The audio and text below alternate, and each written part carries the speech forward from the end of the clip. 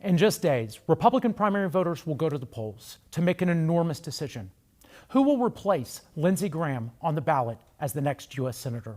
We've invited all the candidates to come have a conversation with you, the voters. Those that are willing are moving past the 30-second sound bites, the prepackaged commercials, to have a real, genuine conversation, putting themselves out there to reveal who they are and what they believe. I'm John Parker. This is South Carolina Faith and Freedom Coalition, and we're off to the races. Today we have Congressman Ralph Norman, a lifelong South Carolinian, a very successful businessman, real estate developer who went and served in the South Carolina State House and now represents the 5th Congressional District. It's an honor to have you join us today, Congressman Norman. Well, my pleasure to be here. Thank you for what you do. Thank you. So first, just for the folks that don't know, could you tell us a little bit about yourself and what motivated you to get into politics and run for office? Sure. Well, I'm from Rock Hill, South Carolina. Grew up, had a family raised us there the whole time. I went to Presbyterian College, went to public school, Presbyterian College, graduated, and got married. Been with Elaine for 51 years. We got 4 children, 17 grandchildren, and went into the real estate business out of college. I had worked in it the whole time when I was coming up. I was fortunate. We had a family who you went to work, and I happened to just love what I was doing and spent 40 plus years. Mainly started out building houses and then got into the development where we bought the land. We'd build something like this for somebody, and then went into commercial real estate. Why I went into public service is just that. It's a public service.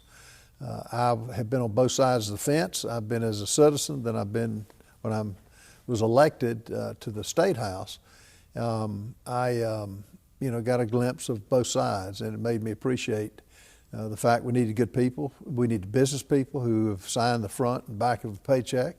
I've made money and I've lost money, but it's been the most rewarding thing I've done. Congress was something that I'd always had looked at it, but when it opened up in a special election in 2017, went for it, won it, and spent the last 8 years there.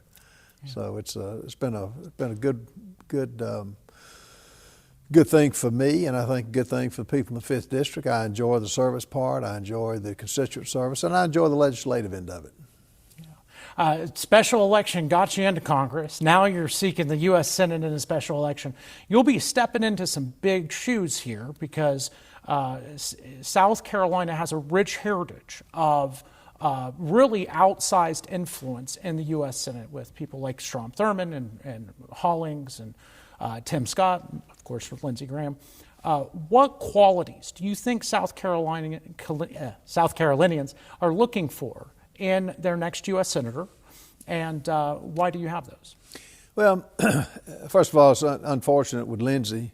You would have thought he would have lived, well into his 80s and 90s if you followed the tradition of the predecessors, which was Strom Thurmond. Strom Thurmond was having children in the 80s, so he's had a big path. But no, South Carolina is a great state. It's a red state. Conservatives' government is what they want. I see the people coming into the state that are fleeing the New Yorks, the Virginias, the Californias, and they want South Carolina to remain business friendly. They want less government, less taxes, and they need somebody who will step up and promote those. I will do that, and having been in the private sector and then serving a brief time in the public arena, I see the value of giving back. I see the value of cutting government, cutting taxes, and the affordability issue is huge in South Carolina, as it is all over the country. But we have got the advantage of people wanting to come here, and that's a blessing, yeah. And then it could be a curse if we're not ready. So I've got a record to back it up. I'm the most conservative member of Congress. The reason the ones who have come out for me, Mike Lee, Rick Scott, Jim DeMint, Mark Meadows, Turning Point USA, all the conservative groups are supporting me because I back it up with votes. And when you're in politics, you are what you vote. And my votes are conservative, and that's just the leadership South Carolina needs right now. Absolutely. And speaking of votes, when you are very familiar with tough votes, difficult decisions, when you run into those truly difficult votes, what are the values and the guiding principles that help you determine how to vote? It is. You hit a lot of things that require a lot of thought. I'm fortunate. I'm not beholden to any lobbyist or any group that wants me to try to sway me. I really want what's best for the constituents and those paying the bills, which are the taxpayers. And it's really we the people for me. I have taken some hard votes, and I'll continue to take it. And anybody that gets in the arena of politics has got to be willing to take those hard votes, or you pay a price. I firmly believe in term limits. You ought to serve and then get out, live under some of these laws you make. And I think that with South Carolina, we won't know it in another 5 years. For every one person that moves out, 2 people move in. And we've got to make sure it's a state that has the values, the cultural values that have made this state great. And it means voting on things that won't allow mass illegal migration from out of the state, won't allow China to buy property here, won't allow regulations to overrun us. So we've got to have a spokesman in Washington, D.C. that'll do that, and I will do that. And I'd say a lot of those values are exactly why all of these folks are coming here, right. And it's what's made South Carolina so great. Switching into some more depths on some policy, I'd like to start with you to finish this sentence. America's biggest threat is? The socialist communists who want to dominate this country, who want to control it and take away one word, our freedom. And that's what it gets. That's what it's all about. Our democracy is hinged on a constitution that we have to abide by. We've gotten away from that in a lot of cases. And we have to bring that back. We've got a constitution we have to abide by, and we've got to keep this country free. And what do you see as the role of the government to address the growing threat of socialism? Well, it's infiltrating every level. Look at our colleges that are going woke. Look at what's happening with Sharia law, the Muslims that are in the news overrunning Spain. Look at the threat that we face from a group, the World Health Organization, that put this country through hell, called COVID. I stood with the frontline doctors who called it a hoax back in 2020. I stood with them, and we've got to be able to stand up to that. China buying land in Columbia, South Carolina, across from our defense stations. Yeah. We got to put a stop to that. And you can't have weak leadership who's scared to stand up to the powers that be. Crony capitalism is going to kill this country, meaning companies putting people in place to get our tax money. We got to get back to the basics of great roads here in the state, great infrastructure,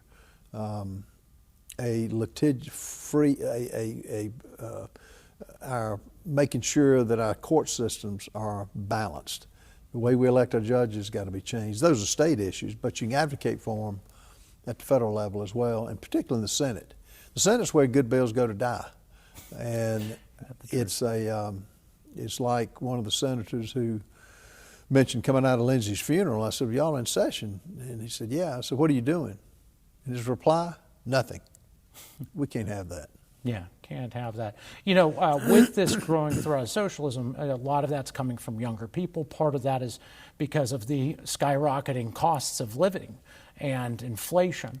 What do you see as a role that the Congress or actions that Congress could take to address this inflation and rising cost of living? What's causing our inflation is our national debt. That's not sustainable. A company can't sustain spending more than you make. A business can't sustain it. A household budget can't sustain it.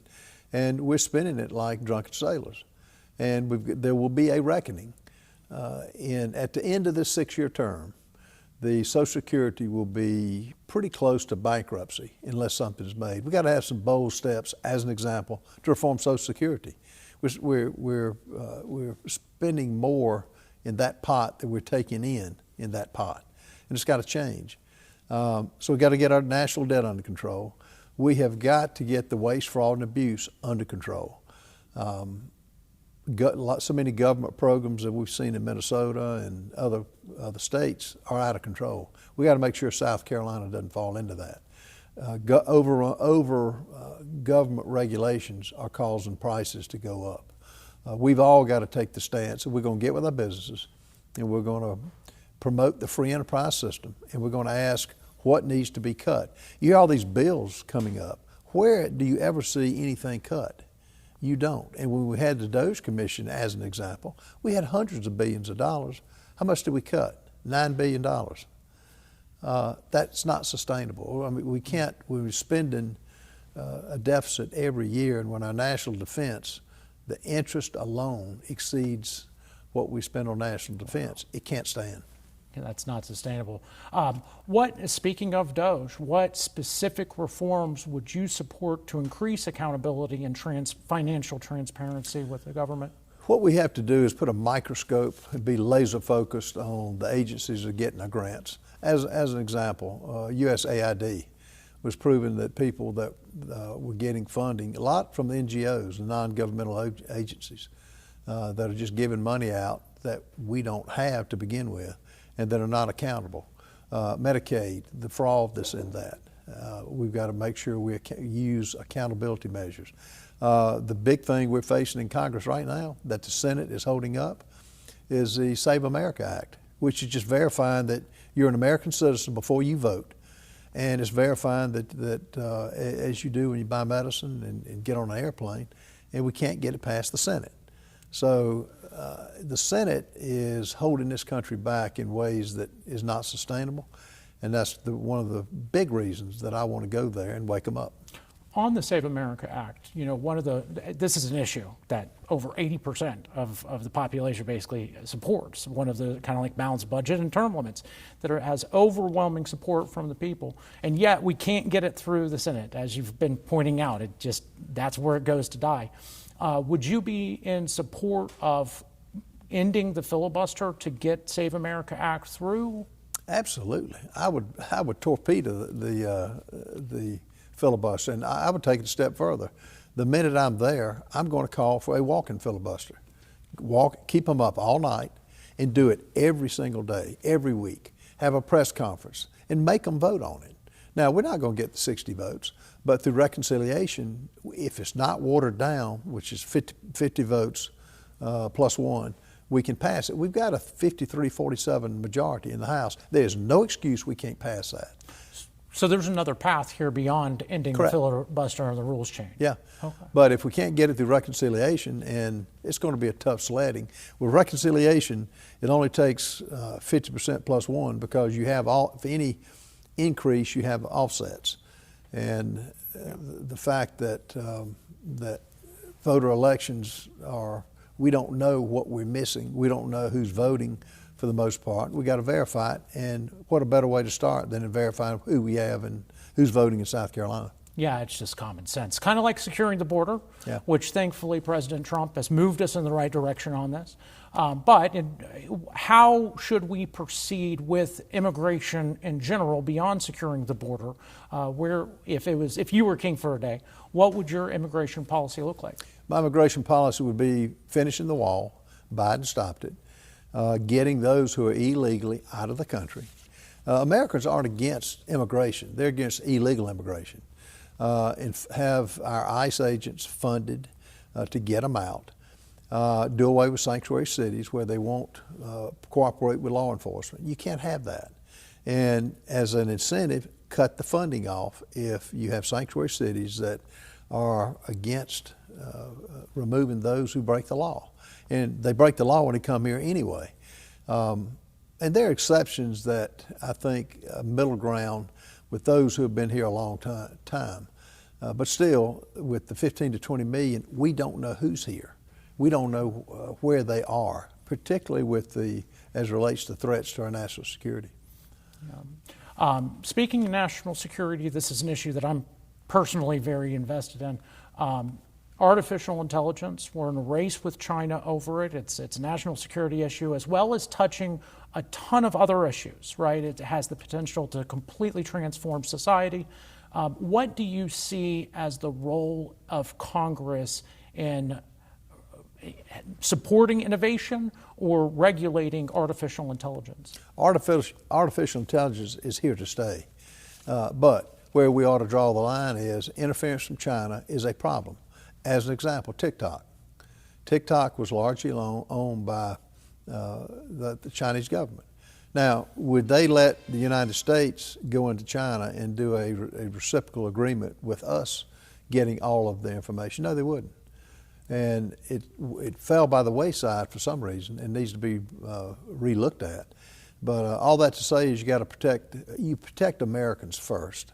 You do what's in the best interest. And AI is on the forefront and it's here to stay, but it's got to be regulated in some manner.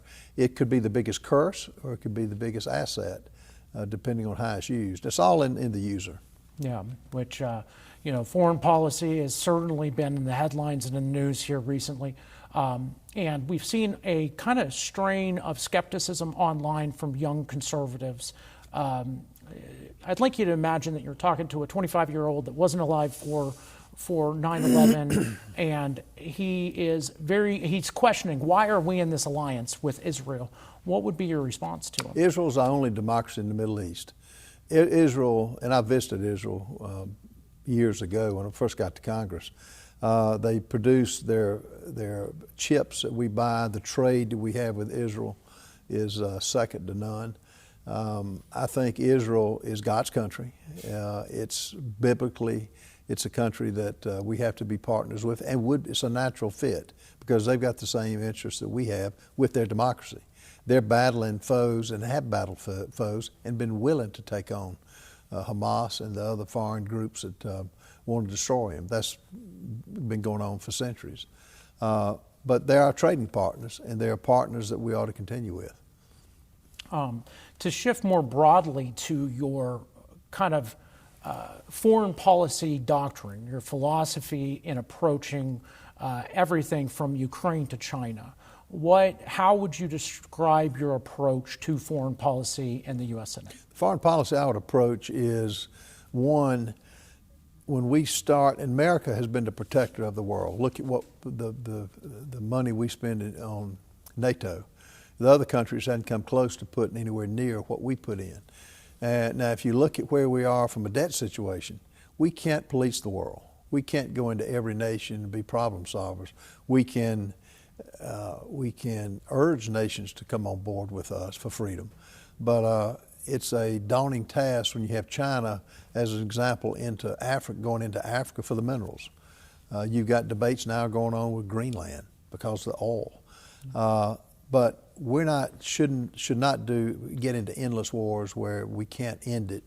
There's no way you would get a declaration from Congress today to warrant that. What's going on in Iran is the right steps to take, but if you put boots on the ground for over 60 days, you got to get an approval, and that wouldn't be had right now. All that to say is we got to protect America first, and we've got more financial financial calamity coming our way unless we deal with it. And we haven't been able to deal with it. Yeah. So to kind of shift gears here to cultural and moral issues, what would you say is the greatest issue or cultural or moral issue that is facing America today? And what would be the government's role in that, if anything? Well, apathy is one of the biggest factors we've got, particularly with in all facets, not just young people. We're a Christian nation. We are under attack from Sharia law. We're under attack from the Muslims. They're a cult. They're not a religion. They're godless. And we've got to take a strong position on that to prevent that from happening. America is, again, founded on Christian values, and you cannot force religion on anybody, but you also have got to stop those who would come in here who are not a religion, who are proclaiming it. And I think Sharia law they're claiming to be some protected by some law, but it's not a Christian law, and it's not something that they don't worship. They don't have the Constitution we have. I think it's horrible what they allow with young women, 14-year-olds to marry older men. I think it's horrible the way they treat women in general. I think that their mission is to infiltrate this country and destroy it based on a moral basis. They don't have that moral high ground to do. That's where you take strong action to prohibit that kind of thing. Which you've certainly seen. That's kind of part of the book there, that they are commanded to propagate the religion and everything. When it comes to faith, what is your personal journey with faith as Accepted Christ in first year. Well, I was always brought up in a Christian home, and went to church. We were brought up Methodist. When I got married, we went to the Baptist churches, and now we're at Presbyterian, the PCA church. No, Christ is the center of everything, everything we do. Faith, family, and freedom starts with faith. And we're up against evil in this country today. It's good versus evil with what we're facing. It's a spiritual battle that we are in. And I don't think America has realized that yet. But I think it's time for the churches to take a strong stand. I think it's time for, and I get the establishment clause. You know, we can't establish religion, but we can advocate what has founded this country and let people choose. It's evil when you have a man who did nothing but go on college campuses and answer any and all questions. People came to him. He didn't charge, he didn't force, he didn't coerce, and kill him. That's where we are in Charlie Kirk. Yeah. So we got our hands full, and I call it evil, and I call it a spiritual battle. And Christ and religious principles have got to be front and foremost. Which, you know, Charlie was very good, Kirk was very good at educating these young people, because so many have forgotten that, you know, the original 13 states had in their constitutions that it was a requirement in their state constitutions to have a public declaration of faith, and that so many fundamental aspects of our laws are rooted in Christianity and Judeo-Christian values. From George Washington up through, you know, the founding fathers, they embraced the Christian faith and acknowledged it. And that was, if you read anything on the Constitution, the formation of it, they were led by the Christian principles. And we've allowed that to be kicked out of our schools, our libraries, and a lot of churches are scared to tackle that. The ones that do are succeeding. They are. So if we look forward 6 years, you've been elected U.S. Senator. You look forward 6 years at the end of your first term. What would you hope that the voters would say Senator Ralph Norman accomplished? What I think they will say is that we had constituent service second to none. I've done that in the 5th District, and I will do it all across the state. Secondly, I think we will have promoted, we will be a voice for freedom. We'll be a voice that I follow up with a vote to unlock a body in the Senate, called the Senate, which is the death of any good legislation that comes our way. When you see where we're struggling to pass legislation like the Save America Act, as an example, and so many other bills that we pass in the House that gets watered down, I think they'll say we fought. With me, you don't get milquetoast leadership. You just don't. You're going to get leadership that not everyone would agree with, but it'll be based on biblical principles. It'll be based on the Constitution. And it'll be based on, I guess, making the country better than it was when I took office 6 years. Putting America first. Putting America first. There you go. So we'll switch to a quick, we're almost wrapping up here. I want to run through a lightning round of questions with you, just looking for some short answers. And the first one is, if you had to eliminate or if you could, eliminate a department of the federal government which department would you eliminate first? Department of Education. Department of Bar none. Education. All right. And what is one issue that Republicans are not talking about enough? Spending. Spending. They've used the credit card of the American people long enough. It's time you take the credit card away from them, and that will allow us to remain free. If we don't do that, I haven't seen too many companies that are broke able to do anything, and the same goes to the family budgets and to any business. If Congress could only pass one bill this year, what bill would it be? Save America Act. Get the election secure. Make sure you're a citizen before you can vote. Okay, what current or former U.S. Senator do you most admire, would you most want to emulate? Jim DeMint. Jim DeMint. And what book, how would you describe America today in one word? Tottering or at the tipping point. We could go either way. Okay. And what book do you think every American should read? Winston Churchill. Winston Churchill. All right. He's got a lot of volumes, but he's got one book. And Ronald Reagan's a close second. But Churchill, you're talking about stepping up to save Britain and America. He had what, I think Trump's got a lot of Winston Churchill in him. Reagan had a lot of Churchill. What a leader. Mountains or coast? Mountains. Mountains. And then, are you a Gamecock or a Tiger? When the two play, my son-in-law's brother played for Carolina. I pulled for Carolina. Now, when I pull for any other team, I pull for those two teams to win against anybody else. Of course. South Carolina first, right? Exactly. Can you finish this sentence? America gives me hope because? It's people. It's people will ultimately bring us through as we've always done. And the people are still good. It's people. Well, thank you, Congressman Norman. Thank you. It's a pleasure to have you. Enjoyed it.